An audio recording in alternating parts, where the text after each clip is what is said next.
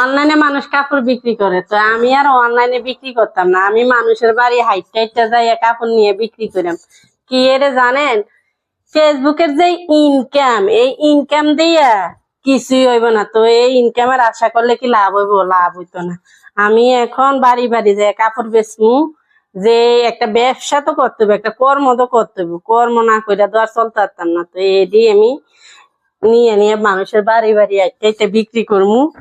এবার যায় একটা দুইটা তিনটা থ্রি পিস দৈনিক বেচতে পারবো, কাপড় বেচতে পারবো। কি করবো, করার কিছু নাই। এখন ফেসবুকের ইনকাম কমাই দিছে, 31 আগস্ট পর্যন্ত কইছে, কি হইব জানা যাক। তা আজকে মাসের 1 তারিখ, আজকেও কিছু দেখলাম, কিছু আইলো না, কিছু বুঝলামও না। তো যাক, কিছু করার নাই। যখন ফেসবুক ভাল লাগবো তখন ইনকাম বাড়াইব। আমরা ব্যবসা ধরতে হইব, কর্ম ধরতে হইব। তা আমরা কর্ম ধরছি, এই কারণে আমরা একটা না একটা কিছু করতে হইব। লাগে অন থেকে শাড়ি কাপড় বেচার জন্য শাড়ি বেচমু, 3 পিস বেচমু, এগুলা 3 পিস, এগুলা শাড়ি কাপড়, এগুলা বিক্রি করবো। আর কি করবো, আর করার কিছু নাই। কারণ এগুলা করে সংসার চলতে হইব, নিজেও চলতে হইব। সবার ক্ষেত্রে, আমার ক্ষেত্রে না। আমার কথা হয়েছে, একটা জিনিস নিয়ে তো আমরা বসে থাকলে হবে না, আমরা একটা না একটা কিছু করে খাইতেই হবে।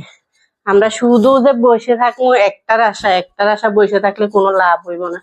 কারণ এটা আসলে আসলো, না আসলে নাই, খালি বালি এটার আশা করে বইয়া থাকলে যারা বসে থাকবে আসলে তারারই লস, তারারই সমস্যা, ফ্যামিলিগত একটা সমস্যা পড়বো, যে কোনো একটা সমস্যা মানুষ পড়ে যায়। তা আমি বলবো, একটার আশা না থাকে সবাই মিলে যার যে কর্মটা, ওই কর্মটা ঠিক রাখবেন, ঠিক রেখে ওর পরে দিয়ে যা করার করবেন। আর কি করার আছে, করার কিছু নাই। ফেসবুক যদি আমাদেরকে ভালোবাসে, অবশ্যই আমাদের আর্নিং বাড়াইবো, ইনকাম বাড়াইবো যখন ওরা মন চায়। ওদের উপর দিয়ে তো আর আমরা কিছু করতে পারবো না। শাড়ি, এগুলা কাপড়, এগুলো কাপড়, আর হইলো 3 পিস, এগুলা 3 পিস আরো আছে। এগুলো হলো 3 পিস। না না, এটি পাইকারি দোকান থেকে কিনে আনছি, ঢাকা চক বাজার থেকে কিনে আনতাম।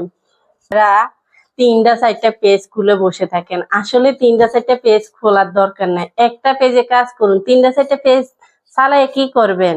এখন আছে ফেসবুকের কোনো আর্নিং আছে কিছু?